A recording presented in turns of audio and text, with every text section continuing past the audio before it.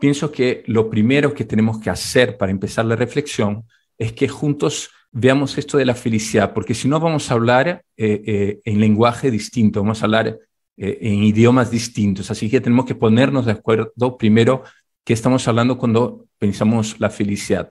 Y para estar en sintonía, me parece que lo más pedagógico en esto de la felicidad es que empecemos por lo que no es la felicidad, las falsas felicidades, las ilusiones que el mundo no se cansa de refregarnos con las películas, las series, la propaganda, las redes sociales, que solo nos hacen más infelices y nos llevan por caminos equivocados. Y las menciono algunas, ¿no? Sentirnos siempre contentos y alegres, como si eso fuera la felicidad, ¿no? O tener una vida tranquila y sin problemas, o que todo esté manejado y bajo control, o tener siempre lo que uno quiere y estar a la moda con las últimas novedades en la ropa, la tecnología, los carros, la posibilidad de viajar siempre y cuando uno quiere y hacia donde uno quiere. O si no, un estatus social y éxito laboral con los cuales tengo un determinado prestigio frente a los demás, o no tener ningún tipo de tristezas o problemas de salud en lo físico, psicológico, afectivo, incluso espiritual.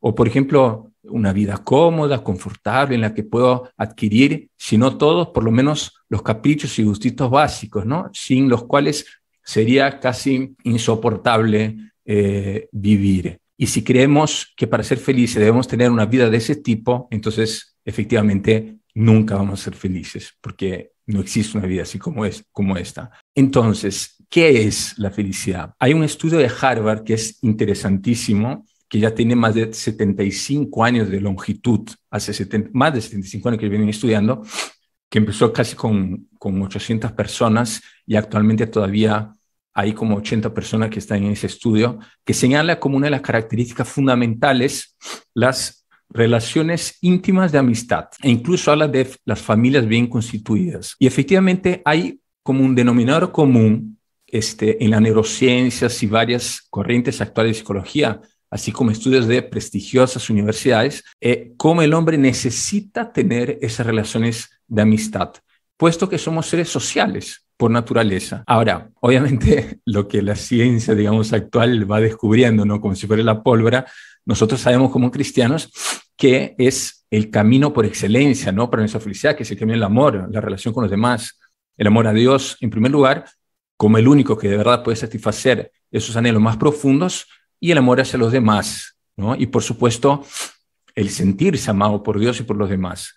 Como personas que somos creados a imagen de Dios, la única o el único tipo de relación que nos permite ser felices y está a la altura de nuestra dignidad como imagen de Dios es el amor a Dios, a mi esposa, esposo, a mis hijos, a mis amigos, a los colegas de trabajo, del club, etc. Entonces, la gran pregunta, si estamos hablando del amor, que surge es ¿cómo estamos nosotros en esto del amor? ¿Sabemos amar? Hay que preguntarse eso. Y nuestro modelo, sabemos muy bien, es Cristo. No nos olvidemos de eso. Por lo tanto, un ingrediente fundamental, aunque no lo queramos asociar con el amor, es la cruz. La cruz, el amor y la cruz están íntimamente unidas. Para el amor exige sacrificio, renuncia, mortificación, la cruz. El camino cristiano de la felicidad, que es el amor, como Cristo nos ha enseñado, incluso si lo enfocamos no desde el sacrificio, renuncia, mortificación, ¿no? Que está bien eso, incluso si lo enfocamos desde el ángulo positivo, es decir, la generosidad, la entrega, el servicio, la amabilidad, el respeto, la reverencia, la bondad, también implican obviamente una gran cuota de sacrificio, de renuncia, si lo quiero vivir en verdad, esos valores. Es imposible vivir un auténtico amor sin esa dimensión de sacrificio. Cualquier buena madre o padre que me están escuchando ahora lo entiende muy bien, si se recuerdan cuando han educado a sus hijos o los que ahora están educando a sus hijos. Y en cuarto lugar, que también es algo que normalmente no lo pensamos, y esto lo estoy diciendo para que vean cómo ya así nomás con el amor para la felicidad ya implica tener que aceptar esa dimensión de cruz. Entonces, este cuarto punto que a veces no lo pensamos, ¿no? Porque cuando Cristo nos dice amar a Dios sobre todas las cosas y al prójimo como a ti mismo, Jesús nos pide que nos amemos a nosotros mismos. Entonces, ¿qué podemos sacar de toda esta reflexión que estamos haciendo? Que la felicidad es una relación de amor con Dios y las demás personas y que implica necesariamente esa cuota de sacrificio, renuncia y experiencia cruz. Dicho esto, ese amor lo debemos vivir hacia nosotros mismos. Y esto a veces lo olvidamos o no lo sabemos hacer bien. Así como mantener una relación auténtica con Dios y los demás exige, asimismo, si queremos sacar lo mejor de nosotros, también es exigente amarnos a nosotros mismos, porque muchas veces no queremos ver las miserias que tenemos, por ejemplo, como los pecados personales, que son nuestro más grande sufrimiento, ese sufrimiento moral, y por no querer cargar esa cruz, pero por amor a nosotros, de querer mejorar y crecer en el amor, a veces dejamos de ser felices. Entonces, no estamos a veces dispuestos a exigirnos y superar nuestros engreimientos, caprichos, gustitos, a fin de madurar como personas, para empezar como personas y obviamente como cristianos. Y es más, cuando vienen experiencias de sufrimiento como las enfermedades o muerte de seres queridos o el desempleo, problemas familiares, etcétera, que en esta pandemia ha estado, ¿no? Se ha quintuplicado todo esto, nos cuesta y muchas veces no hacemos el esfuerzo sacrificado por aceptar esas realidades en nuestra vida. Hay que aceptar esas cosas en nuestra vida. En mi persona, aunque suene duro y crudo, no puedo amarme a mí mismo si no acepto esas dimensiones difíciles de la vida. Por lo tanto, no puedo ser feliz, porque si no acepto eso en mi vida y no quiero cargar esa cruz con Cristo para amarme a mí mismo y crecer como persona y como cristiano, entonces no puedo ser feliz, pues me estoy negando a mí mismo.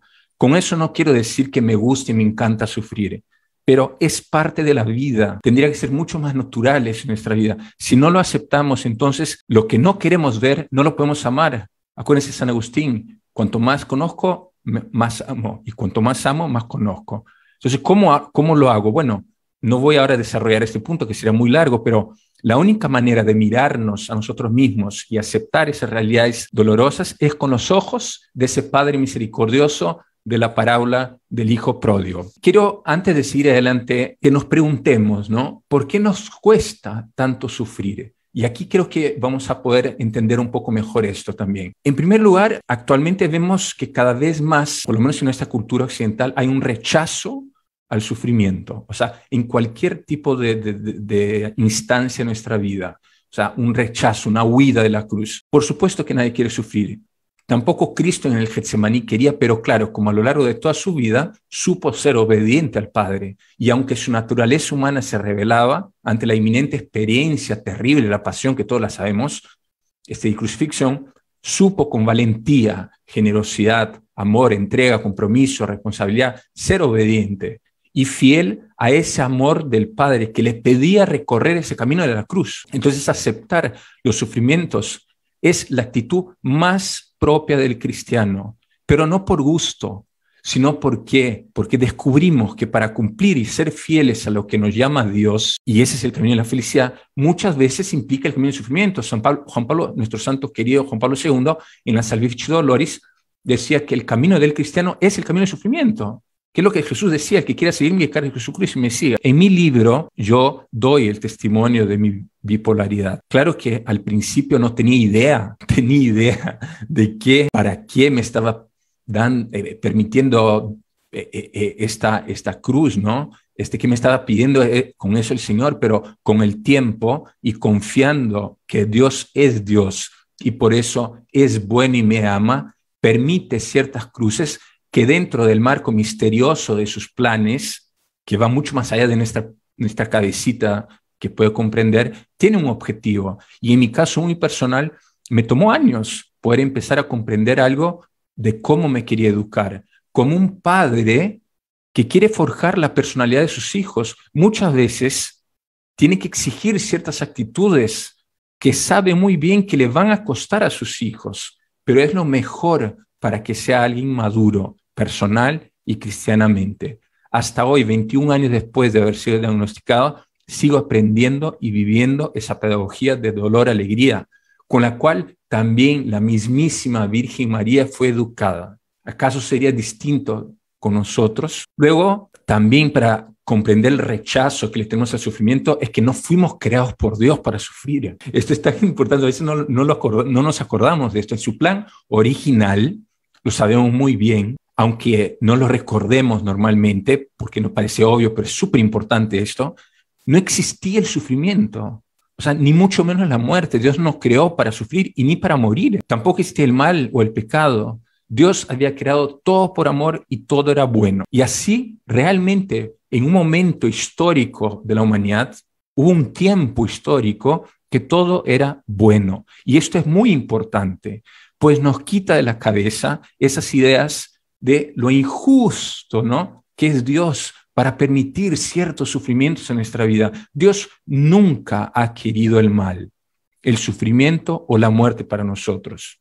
Él hizo, después lo podemos conversar mejor y pueden preguntar, pero Él hizo una apuesta por nosotros cuando nos creó libres, porque libres quería que nosotros lo amáramos. Se la jugó por nosotros, como se dice aquí en Perú, se la jugó por nosotros, aún sabiendo lo que sucedería, porque la opción estuvo en nuestras manos. Por eso entró el mal, el sufrimiento y la muerte. La típica pregunta de cómo puede ser que Dios, siendo bueno y que nos ama, permitiera que todo esto sucediera, señala, por supuesto, una insensatez, una falta de lógica. Es obvio, ¿no?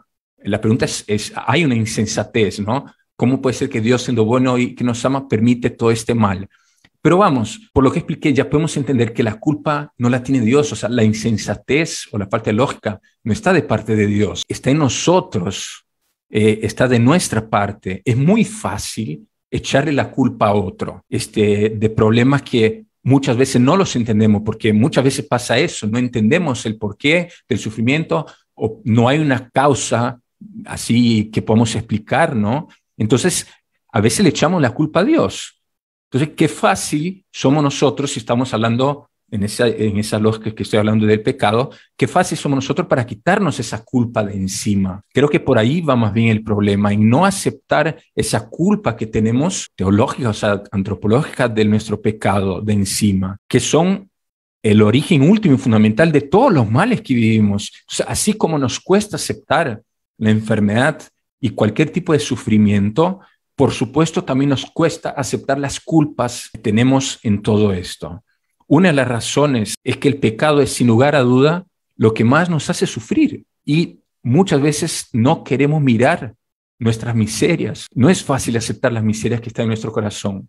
Tenemos que amarnos como somos. No tenemos que amar nuestras miserias, pero amarnos con las miserias que tenemos. Por eso yo decía antes que nosotros con nuestros ojos es imposible, pero con los ojos de ese Padre misericordioso de la parábola del Hijo Pródigo es posible. Así como miró a la samaritana, así como miró a la mujer adúltera. Y luego también hay dos razones poderosísimas en el mundo que vivimos por la cual huimos del sufrimiento. En primer lugar, asumir el sufrimiento en nuestra vida implica esfuerzo, compromiso, dedicación, valentía, coraje. Y por nuestro hombre viejo, pecador, y el mismo influjo constante del mundo con esas enseñanzas, ¿no?, radicalmente contrarias, nos vamos cada vez más acostumbrando a tener actitudes como, ¿no?, buscar lo más cómodo, lo más fácil, buscar satisfacer nuestros caprichos o gustos personales, una actitud a veces engreída o mediocre o tibia, que nos hace difícil o a veces imposible el esfuerzo por una vida en la que el amor sea el estandarte. Entonces, si esto puede parecer un poco teórico, pongamos ejemplos concretos para que no nos filtre esa inconsciencia en la que vivimos, ¿no? Cuando se trata, por ejemplo, ¿no?, miren esto, cuando se trata, ¿no?, de la exigencia por lograr una carrera, la maestría y aún más las especializaciones para ganar más y más plata, estamos dispuestos a sacrificar cualquier tipo de descanso, incluso renunciar a tiempo con la familia. Pero a la hora, ¿no?, por poner un ejemplo, ¿no?, y no me quede en esto, de luchar de verdad por el matrimonio, que estamos pasando a veces por crisis o dificultades, o por educar y ser paciente con nuestros hijos y saber también exigirles, porque nos cuesta exigir y a veces con todo el cariño, a veces no queremos que se frustren, que se aburren, y está mal eso. Hay que permitir, porque si no, no maduran. ¿Cómo se nos hace fácil renunciar a ese esfuerzo o sacrificio en vistas a la fidelidad hasta que la muerte nos separe, o el cansancio y desgaste que obviamente exige formar un hijo para que sea un hombre maduro, autónomo, responsable, capaz de enfrentar la vida como un buen cristiano. O por ejemplo, ¿no? Ejemplos, por ejemplo, como el esfuerzo que significa vivir el perdón cuando toca, ¿no? Aceptando las agresiones que nos hacen.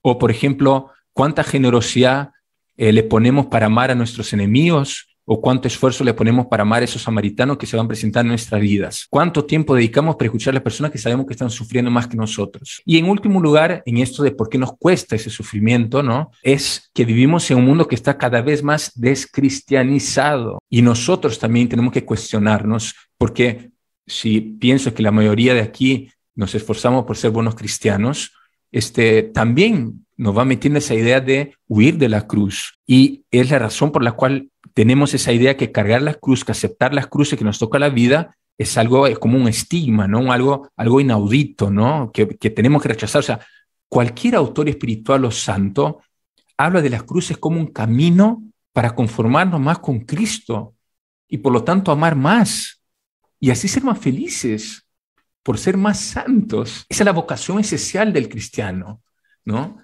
Entonces, con esto lo que yo simplemente quise decir es cómo hay cada vez más un rechazo al sufrimiento. O sea, el sufrimiento debería ser algo, va a parecer una locura porque no estamos acostumbrados a hablar así, pero el sufrimiento debería ser algo natural en nuestra vida. O sea, debería ser el pan de cada día porque es así. Si nosotros no aceptamos o no estamos dispuestos a enfrentar el sufrimiento con lo que cuesta, terminamos sufriendo doble. Porque no solo estamos huyendo, sino que sufrimos por no enfrentar el sufrimiento. Vamos ahora a entrar a esto de cómo vivir el sufrimiento desde la perspectiva cristiana. O sea, cómo yo vivo, cómo yo tengo que vivir el sufrimiento. Como he dicho al principio, en el libro yo doy un testimonio de mi enfermedad para resaltar la experiencia personal que vivo y que les comparto, que me esfuerzo por vivir la vida cristiana como la propuesta que efectivamente brinda la posibilidad de ser feliz. Como les he dicho al principio, no solamente a pesar de, sino más bien a través del sufrimiento, porque la vida cristiana es ese camino de la cruz para la resurrección. Es un estilo de vida que rompe, por supuesto, con todos los esquemas culturales del que hemos estado hablando previamente, puesto que implica aceptar y asumir el peso del sufrimiento. Cristo nos dice que no nos quita la cruz. Es muy honesto Cristo, pero eso sí, nos hace el yugo más suave y la carga ligera, que nos promete el consuelo para los que estamos tristes y agobiados. Esa es la cuarta bienaventuranza, así como todo el poder de su gloria, si aceptamos nuestras fragilidades, como le decía San Pablo, ¿no? Cuando San Pablo, como así terco, que le quitara, ¿no?, ese aguijón de la carne. Tampoco nos olvidemos la posibilidad de vivir ya aquí el 100 por 1. Cuando Pedro le pregunta, ¿no?, ¿qué merecemos? ¿Qué vamos a merecer nosotros que te seguimos y renunciamos a las comodidades del mundo, ¿no? Y no nos olvidemos lo que decimos en la única oración que nos enseñó el Señor, cuando repetimos, venga a nosotros tu reino, un reino que del cual ya participamos, ese reino celestial del cual ya participamos gracias al bautismo, el cual tenemos la bendición de presenciar y participar cada vez que celebramos la Eucaristía y que tenemos el privilegio de comulgar. Ojo, o sea, nosotros ya llevamos en nosotros, en nuestro corazón, en nuestro interior, ese reino de la alegría, de la felicidad. Hay que hacerlo crecer y para eso es necesario esa vida espiritual. El sufrimiento, ojo, no se opone a la felicidad. La vida tiene sufrimientos. La vida implica sufrimientos. Así como muchas cosas maravillosas, ¿no? Si nos ponemos a ver, de verdad, hay muchas cosas más maravillosas que sufrimientos. Y así como es la vida, tenemos que ser felices. Aunque, por supuesto, que dependiendo del tipo, de la gravedad del sufrimiento que tengamos, porque cada uno tiene un sufrimiento muy singular, cada uno tiene su propio sufrimiento, se hace más difícil, por supuesto, pero así es la vida y se trata de ser feliz así como somos. y lo podemos ser, ¿no? Entonces esa es la primera, la experiencia cristiana del sufrimiento. En segundo lugar, por todo esto debemos tener claro, y esto es fundamental que entiendan, que entendamos que como para sufrir como cristianos no se trata, ojo, de aprender una teoría como si estuviéramos aprendiendo un libro de autoayuda o un manual de yoga o un mindfulness, no. O sea, digo esto pues esa mirada a veces muy humana, por más actitud positiva que tengamos, el sufrimiento siempre va a ser la piedra en el zapato. Eso también lo podemos hablar más después. O sea, siempre, en cualquier corriente de psicología, cualquier ayuda de coach, o sea, siempre es una piedra en el zapato. O sea, un problema para el cual necesitamos una solución. Y aquí es donde la perspectiva cristiana del sufrimiento tiene el gran tesoro que aportar. Sufrir personalmente como cristianos implica una relación íntima con Jesucristo. Eso es sufrir como cristiano, es tener una relación íntima con Cristo, porque no solo estamos con Cristo en el amor, estamos con Cristo también en el sufrimiento. Y ahí con Él aprendemos a sufrir. Ser cristianos, por lo tanto, es tener una relación de amistad con Cristo. Para participar del gozo y la alegría de su resurrección, necesitamos, no hay otro camino, participar de la cruz de Cristo. Pero ojo, se trata de una relación con el Señor. Cristo es Dios que se hizo hombre, lo sabemos, para acompañarnos en nuestro sufrimiento, para consolarnos. A veces decimos, ¿dónde está Dios, no? ¿Dónde está Dios cuando estamos sufriendo? ¿Dónde está Dios cuando estoy rezando y parece que no me responde?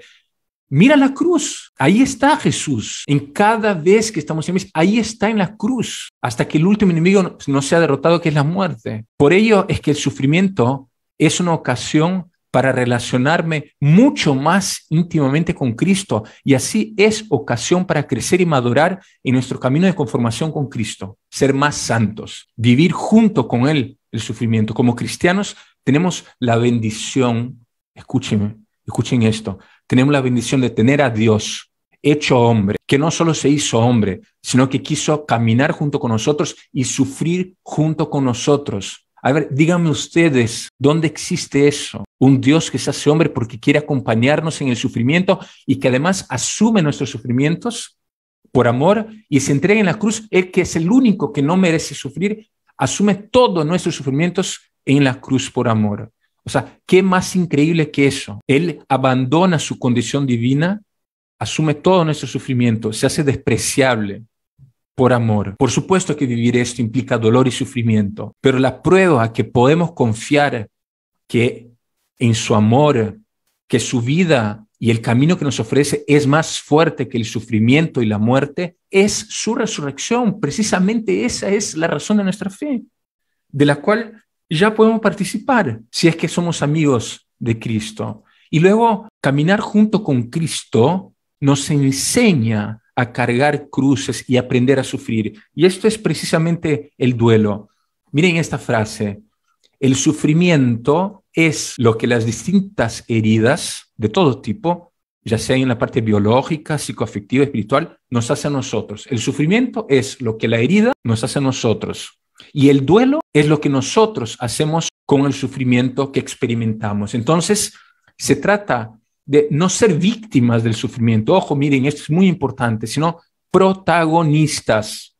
Yo tengo que ser dueño y señor de mi propia vida, con lo bueno y lo malo que tiene, con las alegrías y tristezas. Entonces, así podemos entender cómo el sufrimiento no es algo ajeno, digamos así, como algo que está fuera de mí, que me ataca. O sea, soy yo como persona el que sufre. La herida es mía. Por eso es que soy yo el que debo vivir el sufrimiento. O sea, no es que el sufrimiento me tiene que atropellar. Yo soy el que tengo que vivir el sufrimiento. No ser la víctima, sino protagonista con Cristo. Entonces, el punto es justamente cómo darle el sentido a nuestro sufrimiento. Y el único que agarra el toro por las astas es Cristo. Es el único que le da un sentido distinto, porque, y ahí viene que en la cruz el sufrimiento se convierte en una ocasión de amor. Solo Cristo hace eso, nadie más. El sufrimiento en Cristo se convierte en redención, en sanación, en reconciliación. Cristo nos ofrece la posibilidad de junto con Él transformar nuestro sufrimiento en una obra de amor que duele, por supuesto que duele, pero es amor y eso nos realiza, nos hace felices, aunque estemos sufriendo, porque amamos. La Madre Teresa cuando decía, ¿no? Amar hasta que duela, contribuir a través de nuestro sufrimiento a la salvación de los demás, mi profesión y la demás. Y además vamos en ese camino de aprendizaje como Cristo, aprender a amar y acompañar a otras personas en su sufrimiento. Y cuando yo dejo de mirar tanto a mí mismo, a mi propio sufrimiento, y de tanto mirar mi propio ombligo o morderme la cola como el perro, empiezo a amar al otro, pongo el sufrimiento en su lugar y mi vida es todo esto. Pongo el sufrimiento en su lugar, pero la vida es mucho más que el sufrimiento. Y si hago que el centro de mi vida sea amar, entonces voy a ser cada vez más feliz. Y haciendo que los demás sean felices, yo soy cada vez más feliz. Y finalmente hay que poner medios concretos. Y esta parte, con esto termino y ya abrimos para el diálogo. Esto es muy, muy, muy importante porque estos medios concretos y necesarios, si no los vivimos, todo lo que estoy diciendo hasta ahora se convierte, y voy a usar una palabra así como los jóvenes usan y muy peruana, se convierte en puro floro. Todo lo que hemos hablado hasta ahora, si no ponemos medios concretos, se convierte en pura palabras. O como cristianos, tenemos que tener, para que tener esa relación íntima con Cristo, exige de nosotros actitudes y virtudes que sean el caldo de cultivo para que pueda fructificar esa experiencia cristiana del sufrimiento a través de la cual somos felices por el amor. Y aquí es donde pienso yo, existe otro problema muy grave en muchos de nosotros, en más o menos medida. Cada uno tiene que hacer un examen de conciencia. Les invito a que esto sea un momento para un examen de conciencia. Debemos vivir llevando a la práctica todo lo que hemos hablado previamente. Si no, llega un momento en que se empieza a generar en nuestra vida un hiato entre lo que yo digo creer, lo que proclamo y la vida que tengo. Si yo no vivo la fe que creo, termino pensando como vivo, termino pensando como el mundo nos enseña a vivir, totalmente alejados de Dios, descristianizados. Y poco a poco empezamos a vivir una suerte de esquizofrenia y llega un momento que ya es imposible, realmente es imposible soportar los sufrimientos. Y empezamos a buscar las ofertas del mundo, el placer, el tener, el poder, esas falsas concupiscencias, esas inclinaciones al mal que tratando de compensar y huir de las llagas y las heridas que vivimos, puesto que sin la gracia de Dios, y por eso estos medios concretos, ahora vamos a ver, somos incapaces de cargar los sufrimientos solos. Entonces, primero, la vida de gracia. Vamos a hablar de dos dimensiones, la vida de gracia, la vida espiritual y esas virtudes humanas que tenemos que tener. La vida espiritual que necesitamos para mantener esa relación con Cristo, ¿no? La oración para empezar. ¿Cómo está nuestra vida de oración? Sin una vida de oración no podemos ser cristianos y la oración es como el oxígeno o la comida que necesitamos para que nuestro organismo siga vivo. Si dejamos de respirar o no comemos, simplemente llega un momento que morimos, se acabó. Igualito pasa en lo espiritual. No podemos tener esa vida con el Señor para poder tener esa experiencia renovada del sufrimiento que se convierte en amor y estamos siendo acompañados por Cristo que nos hace el yugo suave y ligero si no estamos con Cristo. O sea, la oración deberíamos entenderla como el oxígeno, como la comida, como esa dimensión espiritual que, claro, no es visible, ¿no? Nos cuesta más quizás experimentar cuando veo un dulce, ¿no? Un chocolate, me encanta comer, ¿no? Pero si en cambio no significa para nosotros, no tiene que significar la oración como una obligación, un deber moral, sino esa es una experiencia de necesidad. Si para mí solamente es un deber o un cumplimiento moral, todavía no sintonicé en esa experiencia de encuentro con Cristo, ¿no? Y es un camino, poco a poco, ¿no? Entonces, el rezar tiene que convertirse en un hábito, ¿no? Pero que brota de ese amor que le tengo a Jesús, de esa amistad con Jesús. Por supuesto, como cualquier amistad, si no la cultivo, termina muriendo. Y junto con la oración que concede esa gracia al Espíritu están, como dice el Catecismo, los medios ordinarios, no ordinarios de malos, sino ordinarios, lo más ordinarios, sencillos, que son los sacramentos. Si ya somos bautizados, entonces la confesión, la Eucaristía, tiene que ser esa gracia santificante que nos da la energía que necesitamos, sin la cual no podemos para ser cristianos.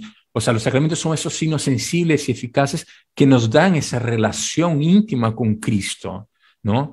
Y a veces incluso descuidamos la misa dominical, pues nos quedamos en un puro cumplir por cumplir y relegamos esa Pascua de Cristo que nosotros estamos llamados a vivir junto con Él. Si supiéramos, ¿no?, valorar la Eucaristía como lo que es participar ya aquí de ese banquete celestial. Es un pedazo del cielo que ya podemos vivir aquí abajo. ¿Qué más felicidad podemos querer que ya participar del cielo? Un pedacito del cielo ya aquí abajo. Entonces, y por supuesto también la piedad filial a María, ¿no? Que se manifiesta de manera especial en el rezo del Santo Rosario, no como algo automático, ¿no? O sea, el rosario es un momento para que realmente yo me encuentre, tenga ese encuentro personal con la Virgen, o es algo automático que lo hago, ¿no? O a veces no, ni lo rezo, ¿no? Entonces, o está de más mencionar la Sagrada Escritura o libros espirituales. No soy yo el que tengo que decir cómo va a ser tu vida espiritual, pero hay que rezar, ¿no? Hay que tener los sacramentos. Entonces, y para terminar, algunas actitudes que están en el libro muy bien explicadas. En el libro vale la pena aprovechar el libro porque quiero comentar algunas. En el libro yo menciono solamente 7 virtudes, ¿ok? O 7 actitudes. Hay muchas más, pero en mi experiencia han sido virtudes o actitudes fundamentales necesarias, ¿no? Y no solo como cristianos, sino para tener una vida madura. O sea, la virtud es ese hábito que se hace, ese valor que se hace un hábito a través del recto uso de mi libertad, que tengo que querer ser una persona madura y querer ser un buen cristiano. Entonces, se trata de ser responsables y comprometidos con nuestra propia existencia. Si quiero, tengo que asumir las consecuencias y las actitudes que brotan de una persona que quiere ser feliz. O sea, la felicidad, si nos estamos entendiendo hasta ahora, no es fácil, por supuesto. Y cuando nos toca a la puerta un sufrimiento fuerte, no es fácil ser feliz, claro que no. Por eso es que hay que ser comprometidos y responsables con la vida, con esa vivencia del amor. Así como estamos huyendo muchas veces de la cruz, hoy en día cada vez menos se sabe vivir el amor, ¿no? Por eso digo que hay una íntima relación. Entonces hay que decirlo así de claro. O sea, no creer que porque haces un esfuerzo de vez en cuando, ¿no?, o tratas de cumplir algunos tips o consejos que te dicen esos libros, etcétera, no, o sea, la felicidad, más que una serie de cosas que hago para resolver un problema, es que vivamos nuestro ser personas de manera madura, responsable, comprometida y con Cristo en nuestra vida cristiana. O sea, ser coherentes con nuestra dignidad de imagen de Dios. A veces lo repetimos, ¿no? De Paporrete, que soy imagen y semejanza de Dios, pero tengo que ser consecuente con esa identidad que tenemos. Mira, yo menciono en el libro la humildad, la apertura, la renuncia, el aprender a llorar, la confianza, el amar y la paciencia. Y explico rápidamente y empezamos un poco el diálogo. La humildad para aceptar los sufrimientos, para aceptar el sufrimiento y además aceptar los cambios que ese sufrimiento implica en la vida. La enfermedad como la que tengo implica, por supuesto, una serie de cambios. Y por supuesto, no lo pongo en el libro, pero también una disciplina personal, un orden personal, que no es orden de ordenar la casa, sino un orden interior de tener un orden para vivir, una maestría y un señorío personal. O sea, y eso exige humildad. O sea, es más difícil aceptar los cambios y lo que implica ese sufrimiento en mi vida que decir, tengo este sufrimiento. La apertura, una vez que tenemos esa humildad, abrirnos a, no voy a decir a todos, no los que están pasando por la calle, pero abrirnos. Tenemos esos amigos con los cuales tenemos que abrir el corazón, y necesitamos la ayuda de los demás, así como necesitamos la gracia de Dios, necesitamos el amor de los demás. Necesitamos un hombro para llorar. O sea, hay que aprender a llorar. No somos de fierro, no somos Superman, no somos la Mujer Maravilla, ¿no? O sea, somos seres humanos de cuerpo, de carne y hueso. O sea, no tengamos miedo de llorar. Busquemos a alguien que es nuestro amigo, o sea, busquemos a esa persona para llorar. La renuncia, cuando aceptamos de verdad algún tipo de sufrimiento, depende del sufrimiento, si es una enfermedad, si es un desempleo, si es, no sé, un problema en la familia, que hay que hacer algo fuerte para mejorar la situación. O sea, implica una renuncia, porque si yo quiero cambiar algo en mi vida para poder mejorar, o sea, yo tengo que renunciar a veces a mi comodidad, es cosa que ya lo he dicho antes, ¿no? La confianza en estas personas amigas, confianza en Dios, con la paciencia también, porque aquí es importante esto, ¿no? A veces queremos todo para allá, ya, pero hay cosas que se demoran mucho. A veces es que nosotros con este mundo de la tecnología queremos todo para allá, creemos que apretando un botoncito ya está todo resuelto. No es así. O sea, en la vida estas cosas toman tiempo y toman mucho tiempo, más o menos, no sé, pero hay que tener paciencia porque la esperanza exige de nosotros paciencia y Dios nos enseña a través de la paciencia y la paciencia forja nuestra voluntad y la voluntad, que es virtud probada, nos hace crecer en la esperanza gracias al amor que ha sido derramado en nuestros corazones. Y finalmente, amar. ¿Por qué? Porque cuando ya les he dicho, cuando miro al otro y cuando me preocupo por el otro, eso cambia mi vida y eso me hace crecer y realizarme, ¿no? Entonces, hasta aquí me quedo.